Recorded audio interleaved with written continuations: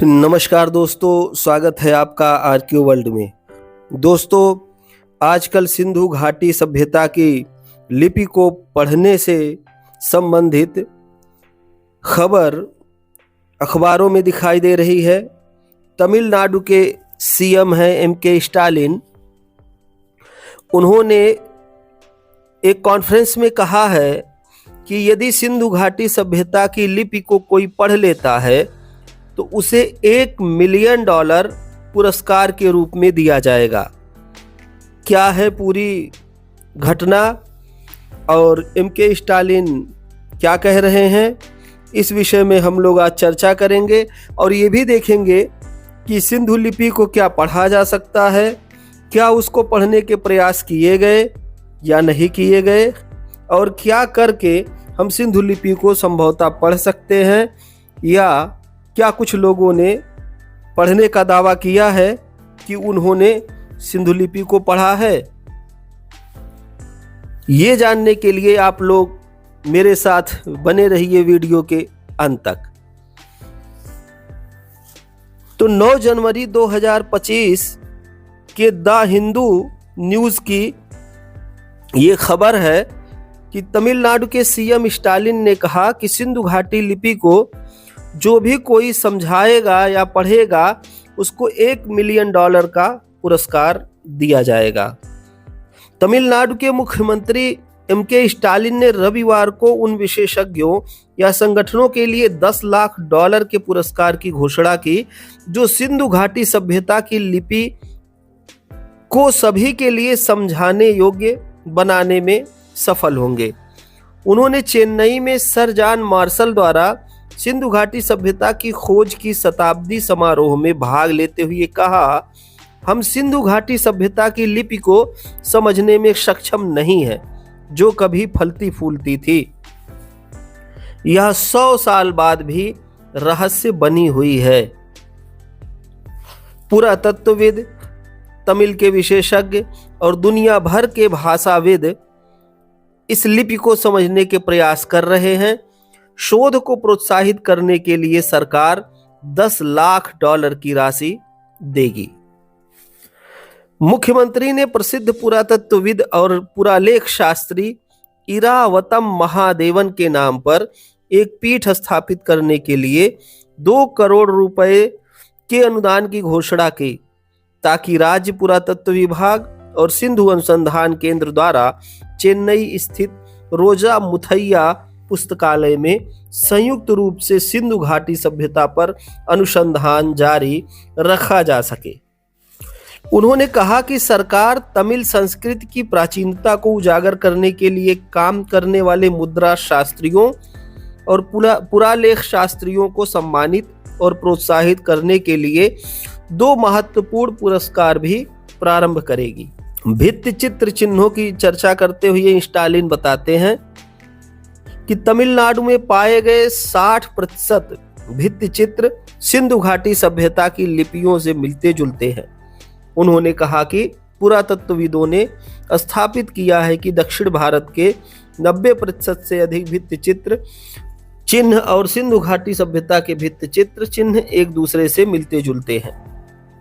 Sir John Marshall की प्रतिमा की आधारशिला रखने वाले मुख्यमंत्री ने कहा कि उनकी खोज इतिहास में एक महत्वपूर्ण मोड़ थी और इसने अतीत की समझ को पूरी तरह बदल दिया है। स्टालिन ने कहा कि सिंधु घाटी में बैल थे जो द्रविड़ प्रतीक थे। बैल सिंधु घाटी से तमिलनाडु के अलंगनल्लूर, जहां जल्लीकट्टू आयोजित होता है, तक फैल गए हैं। प्राचीन तमिल साहित्य में बैलों को वश में करने की बात कही गई है और इसे कोलेरू तजुबुथल कहा जाता है। सिंधु घाटी के प्रतीकों में भी बैलों की छवियां हैं जो उन्हें वश में करने की कोशिश करने वाले युवाओं को उठा ले जाते हैं। इस क्रम में हम देखते हैं कि क्या सिंधु लिपि के विषय में विद्वान क्या क्या कहते हैं। तो सिंधु लिपि अधिकांशतः मुहरों पर खुदी हुई है।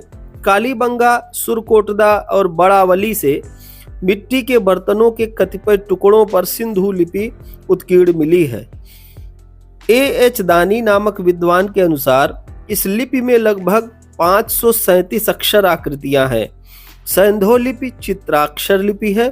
सैंधो लिपि दाहिनी ओर से बाईं ओर को लिखी जाती है।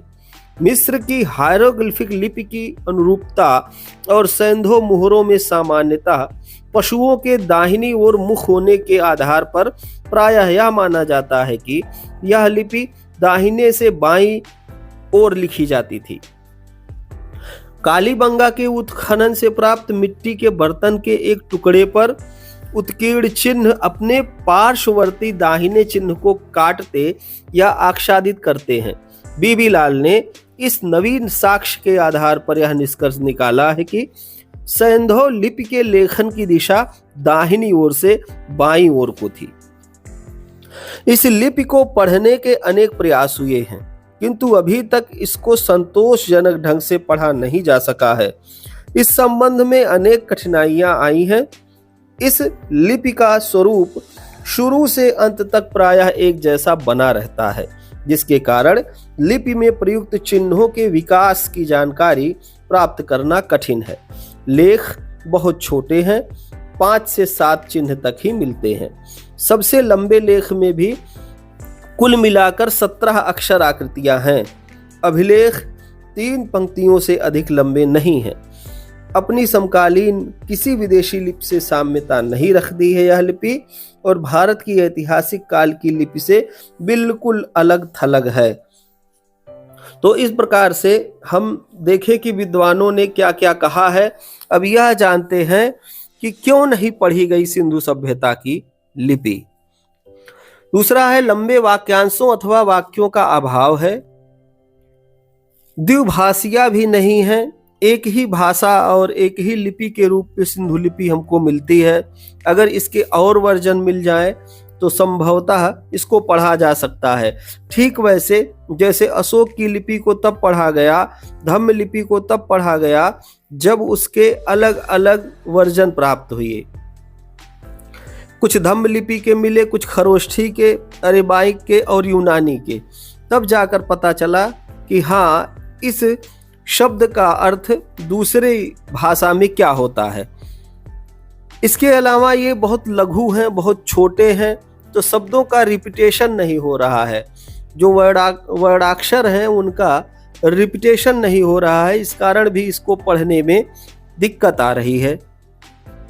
विश्व की किसी अन्य लिपि से इसकी समानता नहीं हो रही, जैसे हायरोग्लिफिक लिपि है या मेसोपोटामियन लिपि है, तो उनसे ये साम्यता नहीं रखती है। नहीं तो जैसे वहाँ की लिपि पढ़ ली गई, जिन अर्थों में पढ़ ली गई, संभवतः उसी अर्थ में हम इंडस की लिपि भी पढ़ सकते। सर्पीले आकार में लिखा होना सबसे बड़ी समस्या है कि विद्वान मानते हैं कि ये गोमूत्री या बोस्टोफेडन लिपि है जो सर्पीले आकार में लिखी गई है, किंतु बहुत से विद्वान कहते हैं कि ये दाहिने से बाएं तरफ लिखी जाती थी। इस विषय को लेकर विद्वानों में अधिक मत भिन्नता है। अधिकांशतः लेख जो है वो मुहरों और मिट्टी के बर्तनों पर लिखे हुए हैं। इससे इस बात को बल मिलता है कि संभवतः व्यापारिक गतिविधियों से संबंधित किसी सूचना को मुहरों पर दर्शाया गया होगा। कुछ मिट्टी के बर्तनों पर लिखने के साक्ष्य मिलते हैं। चूंकि बर्तन भी व्यापारिक गतिविधियों में सम्मिलित थे, अतः इन पर लिखे लेख का संबंध पूर्णतः व्यापारिक गतिविधियों से प्रेरित लगता है। वैसे सबसे बड़ा जो लेख है हमको, वो धौलावीरा के उत्खनन से रविंद्र सिंह विष्ट को मिला हुआ था, जो आर्कियोलॉजिकल सर्वे ऑफ इंडिया के अधिकारी थे। तो इस तरीके से हमने यह जाना कि सिंधु लिपि को पढ़ने में क्या क्या कठिनाइयां हो सकती हैं। अब ये देखते हैं कि इसको पढ़ा कैसे जा सकता है। तो बड़े लेख मिल जाएं जिसमें शब्दों का रिपीटेशन हो, वर्णाक्षरों का रिपीटेशन हो और भाव समझ में आए। अलग अलग भाषाओं के समकालीन लेख मिल जाए। विश्व की किसी लिपि से साम्यता स्थापित हो जाए जो पहले से पढ़ी जा चुकी हो। चित्रों के भावों को समझ लिया जाए। जैसे इजिप्ट की लिपि है वो चित्रात्मक है, तो वहां के चित्रों के भावों को समझ लिया गया, इसलिए उस लिपि को पढ़ना आसान हो गया। इंडस की लिपि के जो चित्र हैं उनके भावों को समझना जरूरी है। उस समय की भाषा को समझ लिया जाए कि सैंधोवासी किस प्रकार की भाषा बोलते थे, क्योंकि यदि हम भाषा को समझेंगे तो लिपि को समझने में आसानी होगी। वर्णाक्षरों को भाषा विज्ञान की दृष्टि से समझने का प्रयास किया जाना चाहिए। तो इस तरीके से कुछ तथ्य हैं जिन पर काम करके सिंधु सभ्यता की लिपि को पढ़ा जा सकता है। अब ये देखते हैं कि क्या किसी विद्वान ने प्रयास किया ही नहीं कि सिंधु लिपि को पढ़ा जाए। जैसे 1837 में जेम्स प्रिंसेप ने धम्म लिपि या ब्राह्मी लिपि को पढ़ लिया था। क्या ऐसी संभावना है कि इस तरीके से सिंधु लिपि को भी पढ़ा जा सकता है? तो क्या किसी ने प्रयास किया है कि नहीं, इस पर चर्चा करते हैं। तो सिंधु लिपि पर बहुत सारे विद्वानों ने काम किया और कई लोगों ने यह दावा भी किया कि उन्होंने पढ़ लिया है, लेकिन वर्तनी की अशुद्धता और भावों का ना मिलना शब्दों के साथ उनके पढ़ने पर प्रश्न चिन्ह लगाता है। तो कुछ ऐसे ही विद्वान उनकी विचारधारा को देखते हैं। पहले फादर हेरास, फिनलैंड के आस्को पारपोला, रूस के कोनो रोजोव, इरावतम महादेवन जो कि द्रविड़ियन मानते हैं इसको, और इन्हीं के नाम पर एक पीठ बनाने की बात, शोध पीठ बनाने की बात M.K. स्टालिन कर रहे हैं। ये इसको पूरी तरीके से द्रविड़ियन लिपि मानते हैं। और M.K. स्टालिन का मानना यह है कि किलाड़ी के उत्खनन के पश्चात, किलाड़ी जो कि तमिलनाडु का एक ऐसा पुरा स्थल है जिसकी साम्यता सिंधु सभ्यता से की जा रही है। जिस तरीके से सिंधु घाटी सभ्यता के पुरावशेष प्राप्त होते हैं, बिल्कुल उसी तरीके से किलाड़ी में भी मिले हुए हैं। इसीलिए M.K. स्टालिन यह मान रहे हैं कि अगर जो इंडस लिपि डिकोड हो जाएगी तो फिर द्रविड़ियन लिपि से इसकी साम्यता संभवतः स्थापित हो जाएगी। अगले हैं प्राणनाथ, B.M. बरुआ, शिकारपुरा रंगनाथ राव और फतेह सिंह। ऐसे विद्वान इसको भारोपीय भाषा मानते हैं, भारोपीय लिपि मानते हैं। इसमें से शिकारपुरा रंगनाथ राव का मानना है सिंधु लिपि की भाषा संस्कृत से प्रेरित है, जबकि ऐसा संभव नहीं है। अभी हाल ही के रिसर्च से यह पता चला है कि जो बोगज कोई में मिला हुआ लेख है एशिया माइनर टर्की का, उस पर भी संस्कृत भाषा की छाप नहीं है, बल्कि पाली और प्राकृत भाषा की छाप है। उसमें भी इंदर, मित्तर, वरुण ऐसे करके नाम मिलते हैं। इसके अलावा सत्ता, पंजा, नौवा ऐसे करके अंकों का उल्लेख मिलता है, जिस पर भाषा वैज्ञानिक पूरी तरीके से पाली और प्राकृत का छाप मानते हैं। तो इस तरीके से भारोपी भाषा से इसकी उत्पत्ति मानने वाले विद्वानों के नाम हमने जाने। अब हम लोग एक ऐसे विद्वान का नाम जानते हैं जिन्होंने इसको समझने का बहुत करीब से प्रयास किया। उनका नाम है डॉक्टर राजेंद्र प्रसाद सिंह। सुप्रसिद्ध भाषा वैज्ञानिक एवं इतिहासकार डॉक्टर राजेंद्र प्रसाद सिंह बताते हैं कि सिंधु लिपि के अक्षरों में लगभग 10-12 अक्षर धम्म, बम्भी अथवा ब्राह्मी लिपि के समान है। यदि इन अक्षरों के आगे और पीछे के अक्षरों को डिकोड कर लिया जाए तो संभवतः सिंधु लिपि को पढ़ा जा सकता है। कई प्रगतिवादी विद्वानों का यह मानना है कि धम्म लिपि के ही अक्षरों को अत्यंत प्रारंभिक रूप में देखने पर इस समस्या का समाधान संभव हो सकता है। डॉक्टर सिंह मानते हैं कि सिंधु सभ्यता एक बौद्ध सभ्यता थी। यहाँ से प्राप्त अनेक पुरा वस्तुओं पर वे सम्यक संस्कृति अथवा बौद्ध धम्म का प्रभाव बताते हैं। मौर्यकालीन धम्म लिपि में अनेक वर्णाक्षर सिंधु लिपि के वर्णाक्षरों के समान प्रतीत होते हैं। अतः प्रगतिवादी विद्वानों का ऐसा मानना है कि सिंधु लिपि का ही विकसित रूप धम्म अथवा बंभी या ब्राह्मी लिपि है।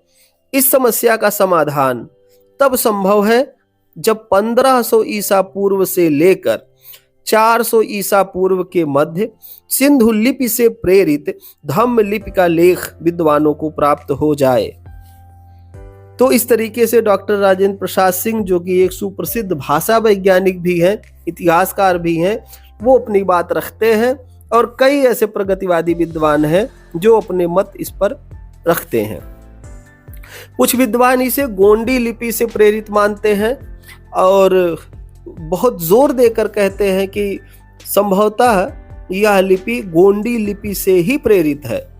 कुछ द्रविड़ियन मानते हैं और जो लोग द्रविड़ियन मानते हैं उन्हीं का सहयोग लेकर के M.K. स्टालिन चाह रहे हैं कि इस लिपि को डिकोड किया जाए और यदि ये द्रविड़ियन सिद्ध होती है तो आने वाले समय में हमको नया इतिहास पढ़ने को मिलेगा। हमको यह भी पता चल सकता है कि सिंधु सभ्यता पूरी तरीके से द्रविड़ियन सभ्यता थी। आप लोग इस पर क्या सोचते हैं, आपके क्या विचार हैं, कमेंट करके हमें अवश्य बताएं। वीडियो में अंत तक बने रहने के लिए आप सभी लोगों का बहुत बहुत धन्यवाद।